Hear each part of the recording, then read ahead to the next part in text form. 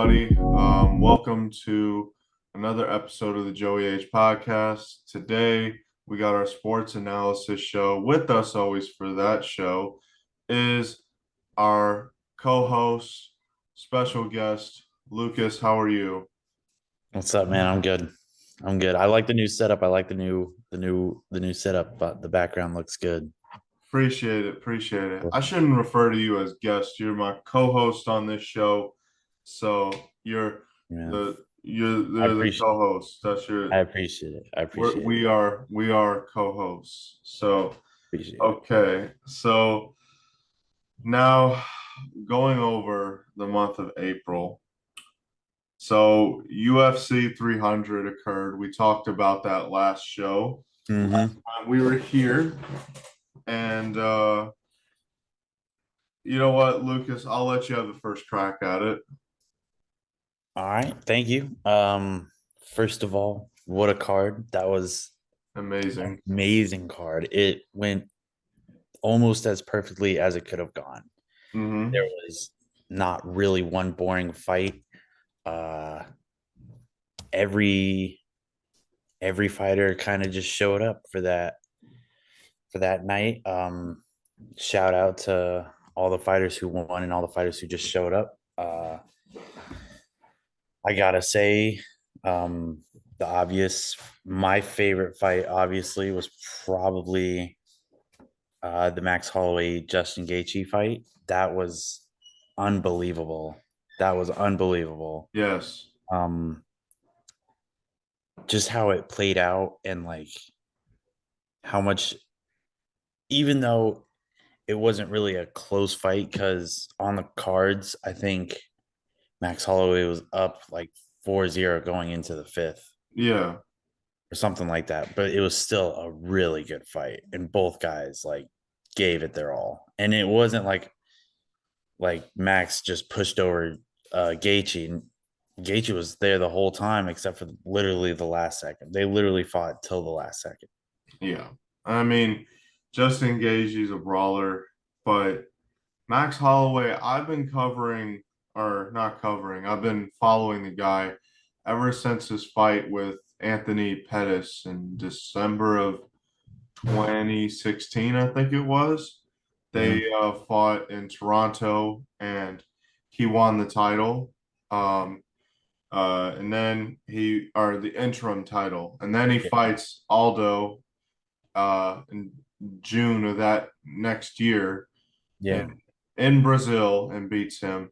Yeah. So Holloway's always been a dog. He had unfortunately some down years with losing to Volkanovski, but man, Dude, that's Volk. That's Volkanovski, bro. but honestly, you would have never known it. I mean, the way he just outclassed Justin Gaethje, Yeah.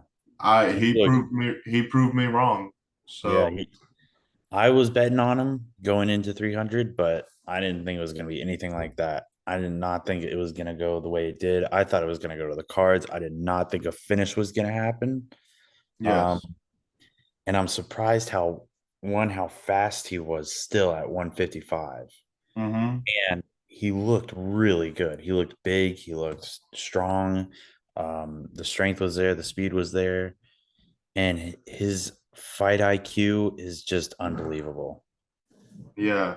He's really he's a really he's a great technical fighter, but Mhm.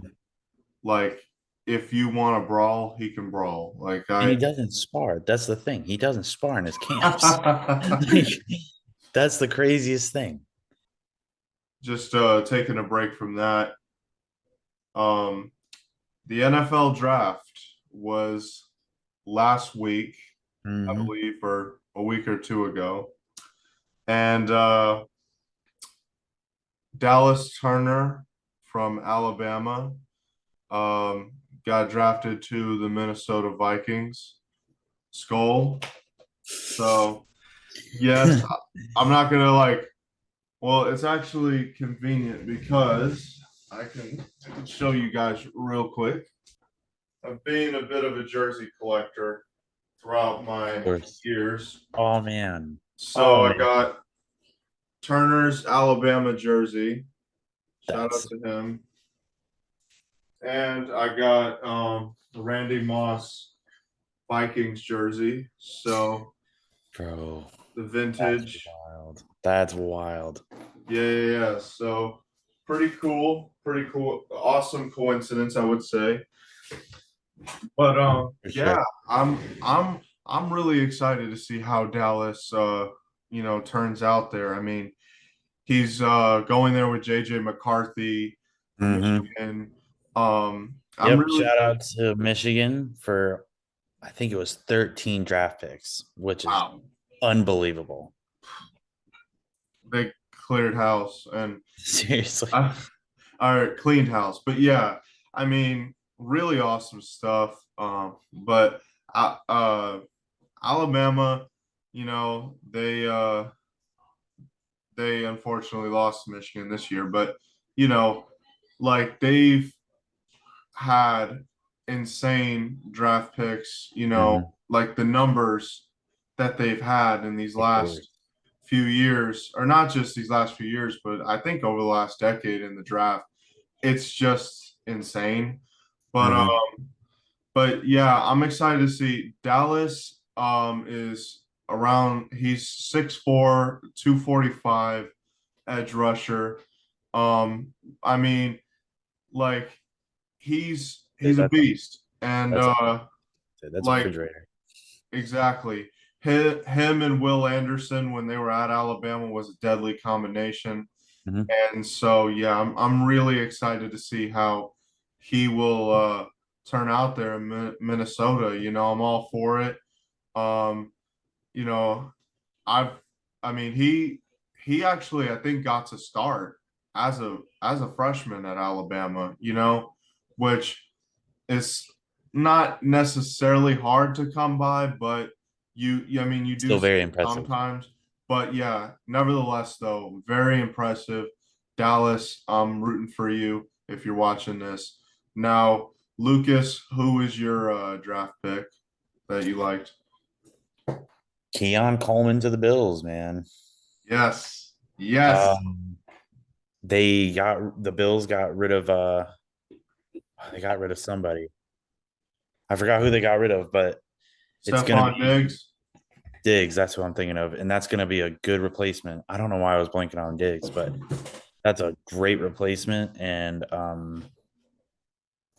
him and Josh are gonna be a good combo, I believe. Him and Allen, I think it's gonna be a good combo. I think they're gonna get good chemistry together, and just I think he's gonna be a good add on to that offense because he was a stud at Michigan State and Florida State.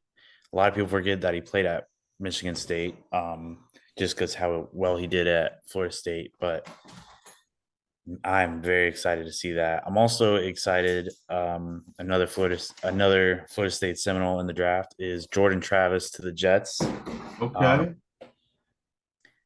they got rid of Zach Wilson, and honestly, that was coming. I'm sorry to say it, but that was coming. Yeah, I mean, it's weird now that he's with the Broncos because Yeah. their quarterback situation is going to be a little a little rough because now they got Bo Nix and Zach Wilson in the same quarterback room. Exactly.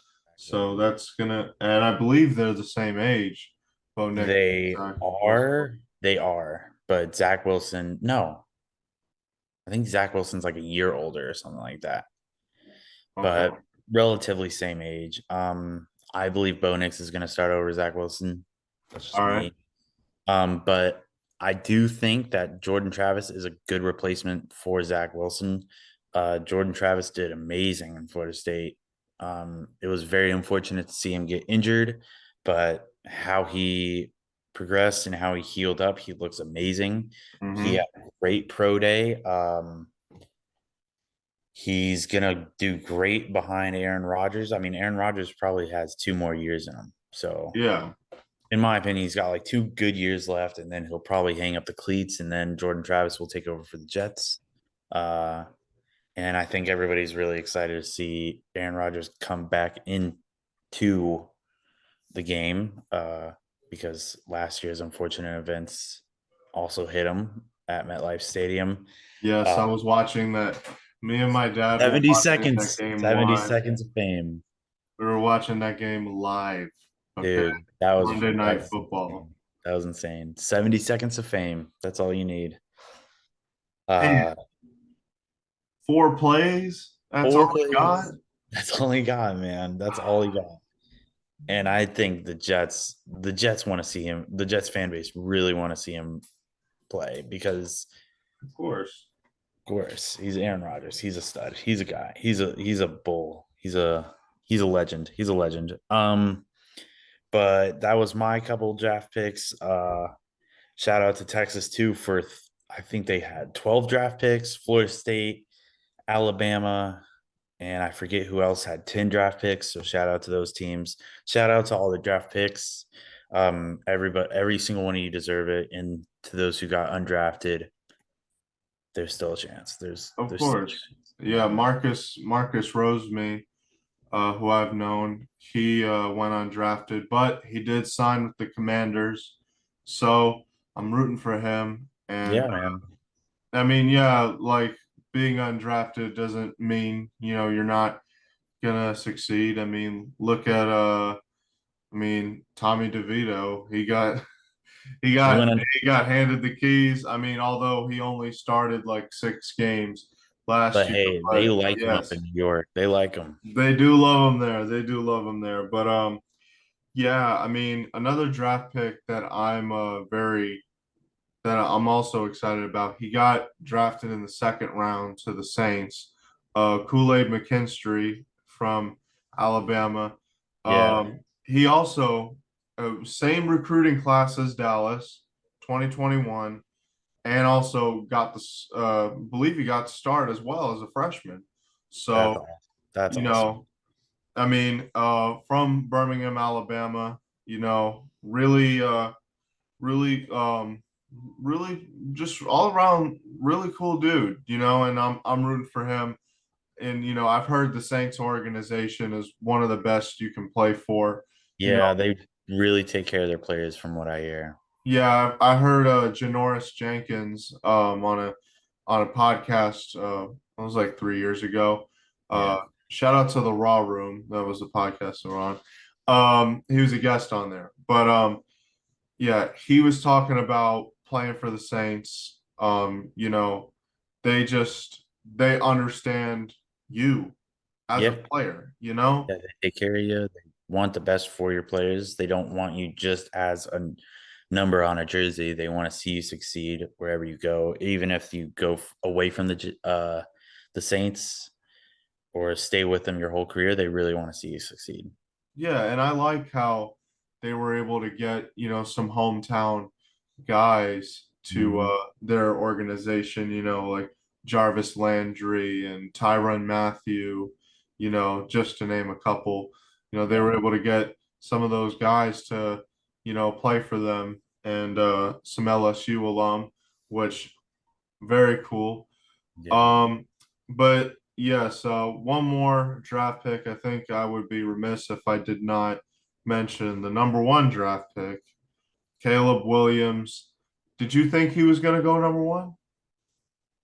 I did think he was going to go number one, but I do think he's going to be a bust. I don't think he's going to do very well. Ooh, I don't think he's going to do very well. That's nothing to say against his talent. He's a very good it's quarterback. just the team. The It's just the team. team. The team's not gonna. There's that team's always gotten like, Chicago Bears. Like, yeah. I mean, they had a little like ray of sunshine in the beginning of, I mean, in the middle of last season or something like that, or like they won a game or two last season. I know they had a real bad season, but like they have Justin Fields, I'm pretty sure still there. no, no, no. See, that's the thing. Fields, the signs obviously showed they were going to draft Caleb Williams Yeah. because they I believe traded Justin Fields to the Steelers, and Oh yeah, that's right. and He's behind that's Russell where he Wilson. is with Russell Wilson. And now Yeah. that's a whole quarterback battle. But Yeah. I'll say this, the Chicago Bears, look, I don't want to throw any shade, but let's just say this. There's a reason why they're in the the so to say lottery pick Yeah, every year of the draft, or at least in the top five yeah. at every NFL draft. So I mean, he is an amazing player. yeah, Um, I I do believe he did good things at USC and he deserved that Heisman Trophy. That year of he did course. amazing. That was an amazing year. He was really close to the to going to the national championship.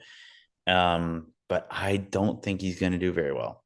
I don't think the Chicago Bears take very good care of their players, and there's always like weird chemistry between players and like Yeah, I mean, there's a reason why Chase Claypool was like basically saying last year, um, I don't know, it was after like one of the first regular season games of the year. They asked him like, "Do you think you're being utilized well in the offense?" And he just said no. And later that week, they traded him to my Dolphins, which I'm like, hey, we'll welcome you with open arms because hey, y'all Miami got OBJ. Dolphins, I'm sorry.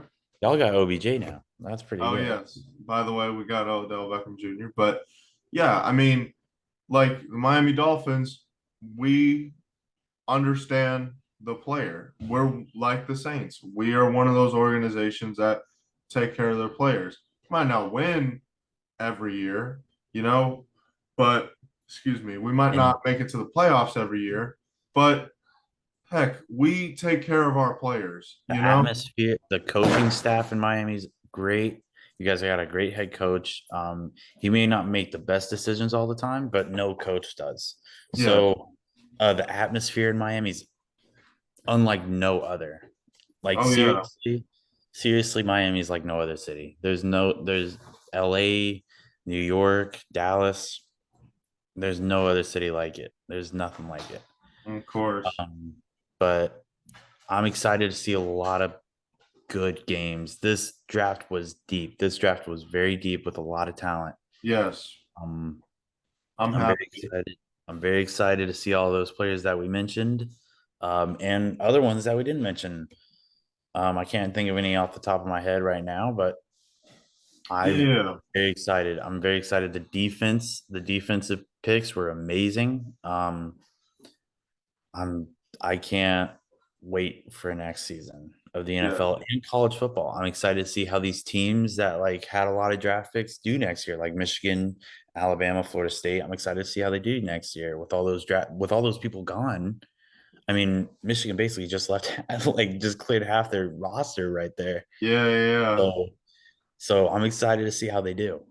Yeah. Well, before we move on to the UFC, um, now Keon Coleman, we've talked about this in a past episode. Obviously we talked about the Florida State Georgia game. Mhm. Keon Coleman recently has been talking about, Florida Uh, State and Georgia, why essentially he didn't play. And I actually have the shirt, "If you can't beat us, cheat us." that's right.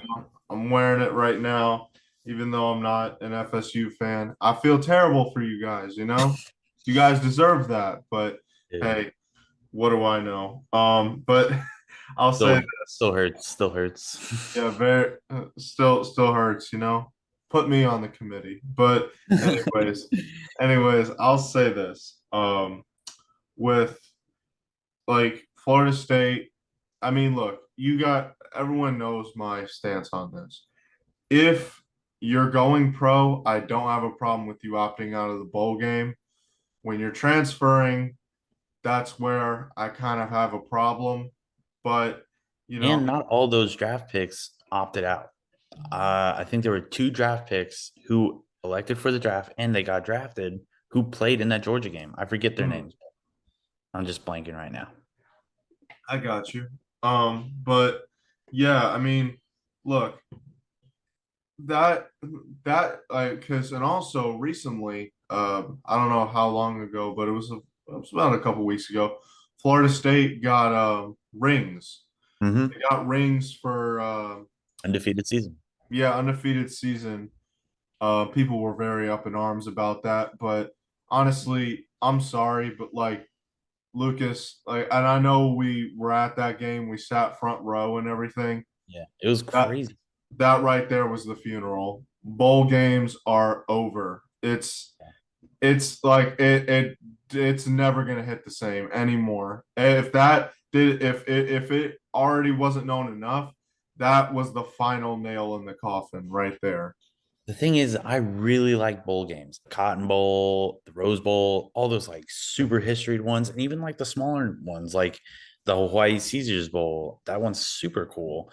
Um, but yeah, that was a bad look on the CFP. Um, I mean, what that's the thing. Like, what are these? I mean, what do they expect? I mean, and I do believe Keon Coleman. If Florida State and Georgia played in the college football playoff game, it would have been a totally different story. and yeah, I don't.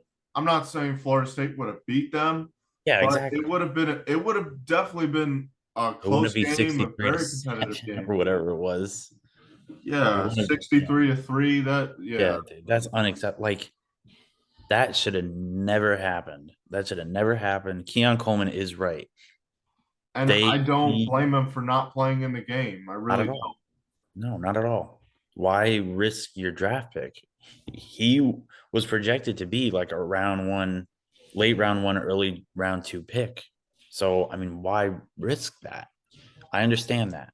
And he even said if they fought in the playoffs, Florida State would have put the spear through him. And I'm not saying that they would have beat him, but they would have fought hard. They would have played like Florida State plays. Exactly. Exactly. That was not the same Florida State team, No. but look, I mean, rest assured, Florida State, like that game may have seemed like everything's changed, but nothing has changed within that program. You guys got DJ Ugalele. Mhm. That's he's Yeah, I'm so on, excited to see him. He's a good quarterback. I'm really excited to see him in some garner and gold. yeah, and I'm very excited to see how that's gonna work out. And Mhm. also but yeah, just final thoughts on that. Like I don't know if they're gonna completely get rid of bowl games. I really don't, but it's I think like so. but here's the thing. If I was Mike Norvell and but again, I could be completely wrong on this, like I don't know if this was his decision at all, but if I was the head coach of Florida State after we got snubbed, like the moment that happened, I would have got on the phone with my athletic director and I would have just said, put out a statement to the press and say, look, if we're invited to a bowl game, we're not going because that would have been the ultimate, like, that would have just been the ultimate insult the college to the college football playoff committee. That's just what I think, But again, I don't know if that was his decision. I don't know, It's it, yeah. It's but definitely gonna change with the 12 team playoff in 2025, well, I think. next season, 20 yeah, Yeah, next yeah, the season. 2025 season, 2024, 2025 season. Um, I do believe it's gonna change big time. But I think that game just kind of left everybody with a sour taste in their mouth. Oh yeah, of course. Yeah. I No, mean, yeah, yeah, that yeah, was that was crazy. We could go on for days, but yeah. on back to the UFC, we got some big headliner fights coming up. We got Islam versus Dustin in New Jersey, June 1st. And I'm then very excited. I do believe, even though I can't stand him, Islam is gonna beat Dustin Poirier. I do too. I, if I can, uh, if I'm able to, I'll bet money on Islam to win. Yeah, I'd bet money on Islam. I Yeah, can't yeah, stand him, but dude, he's untouchable right now. He's untouchable. He's yeah. so good, and his striking is super good. It can it could definitely match with Dustin Poirier's striking, no question. His grappling, I mean, come on, he can write a book on it. Uh, all Dustin needs to do is not jump the gilly, and then Okay, he'll win. And he'll win. That's what I say. Don't jump gilly, and he'll win. that's what Dustin needs to do. Yeah, he needs to be smart. I mean, he knows who he's going against. He's not a bum. He's not an idiot. Yeah. He knows he's going against Islam Makhachev, the number one pound for pound fighter in the world, I believe, right now. Mm-hmm. Um, I think Dustin Poirier is a very smart fighter, and I think it will be a good fight. But Yeah, come on, it's Dustin. I mean, it's Islam Makhachev. I got you. Now we also got Hamza Chimaev versus Robert Whitaker. I'm very excited to see that. I'm really Yes, excited to see that. June 22nd in Saudi Arabia. That's gonna be a lights out fight. But That I'm a huge Hamzat fan, and Hamzat's on a tear. I think my opinion, I think Hamzat's gonna win. You know, he's I mean, although Whitaker is a more experienced fighter, I think that, Hamzat has proven himself time and time again that he can fight with the best of them. So yeah, that's the way I see it. I think Robert Whitaker can get it done. Mm, Robert Whitaker is not prime anymore. He's not in his prime anymore. We all know that. Um, but he's not washed at all. He's not out of step. He shouldn't be thinking about retiring anytime yeah, soon, in my opinion. I think he's still one of the best fighters in the middleweight division. Um, he he can get it done, I think. I think he can get it done. We've seen Hamza in a lot of trouble before, so it's not like we've never seen Hamza in trouble or get tested. We saw him get tested with Gilbert Burns yes, hardcore. And the third round of the Kamaru Usman fight, we saw him in a bit of trouble there. yeah, Um, uh, I do believe it's going to be, like you said, a lights out fight. That fight's going to be so good. Um, Hamzat's really explosive in the beginning of the fight. He's really explosive and really dangerous in those like first 8 minutes. He's dangerous, and even afterwards, he's still very dangerous. But like those first 8 minutes of just constant pressure, that takes out a lot of lesser guys. That could, I mean, we saw him with Kevin Holland. He wiped the floor with Kevin Holland. Granted, that was a last minute change, and yes. Kevin Holland was training for another guy, but I mean, Hmm. come on, that was insane. Yeah.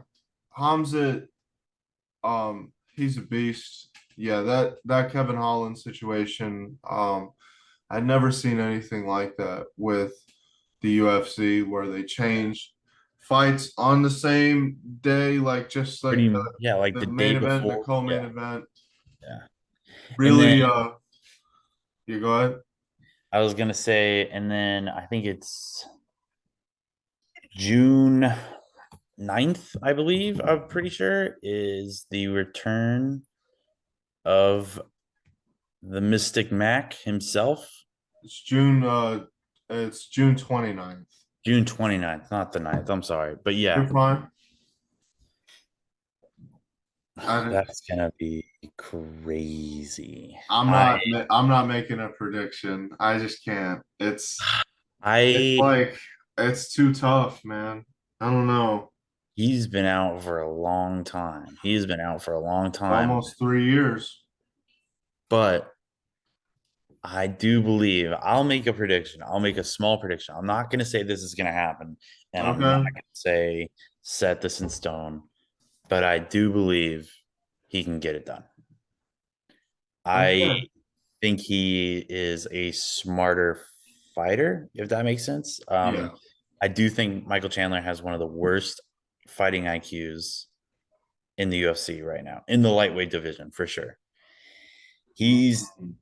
he's known to make some bad decisions, and I mean, he is a really good fighter. He's a very good fighter. Michael Chandler is up there. I mean, what he did to Hooker, and obviously what he did to Tony Ferguson was crazy. But then again, you look at the fights with like Charles Oliveira or Dustin Poirier, it kind of gets you questioning about his fight IQ. And there's no question about his fighting abilities. There's no question about that. He's a great fighter. Just he can make some mistakes, and they're pretty apparent, in my opinion. I'm not a UFC fighter. I never claimed to be a fighter, but I mean, he's made some mistakes, and they show. That's all I'm saying. And I think McGregor can is really good at picking up people's mistakes and making them. Okay. I mean, yeah. Uh, I get what you're saying. I mean, we've seen McGregor do that a lot, you know. I feel like that happens a lot more when he's striking. Mhm. However, I don't really think Chandler's gonna try to strike with Connor because if that I really doubt that because I I think if doubt that happens, I think he'll lose. it. But you Yeah. know, again, I can't Yeah, really I can't really make a make a prediction prediction. on that. Yeah. But you know, that's in Las Vegas, I believe, That's gonna be International Fight Week. yeah, That's gonna be fireworks. So that's gonna be yeah, great. that's gonna be good. And then the I next mean, week they yeah, got the 4th of July. I was surprised they weren't gonna do that on the week of the 4th of July, but you know, I don't know. I don't control their scheduling, but hey, I like it though. It yeah, is what it is. So yeah, they'll find some they'll pick a good fight for that weekend. They'll get something up there. yeah, Um, but yeah, I mean the cheapest ticket for that fight is already like $1,000. So it's God, wild, man. It's wild. my And gosh, that's like the nosebleeds. That's like nosebleeds of the nosebleeds. yeah. Like you gotta make a whole big plan if you're going to that. And if anybody's going to that and is watching this, let us know how it is. Shout out to you. Yeah, Shout out to you. let us know how it is. All right, everyone. Thank you guys so much for tuning in to another edition of the Sports Analysis Show on the JoeyH podcast. Lucas, thank you so much for um, doing this, and Thank you I'll for see you having me. guys next Always. month. Next month we'll be covering Caitlin Clark's WNBA debut. That will have happened by then. Regular season debut. They've already had some preseason games, I believe. She looks amazing. Yeah, so we'll see how that goes. There's going to be a lot more to cover from the month of May. So thank you guys so much, and have a great day.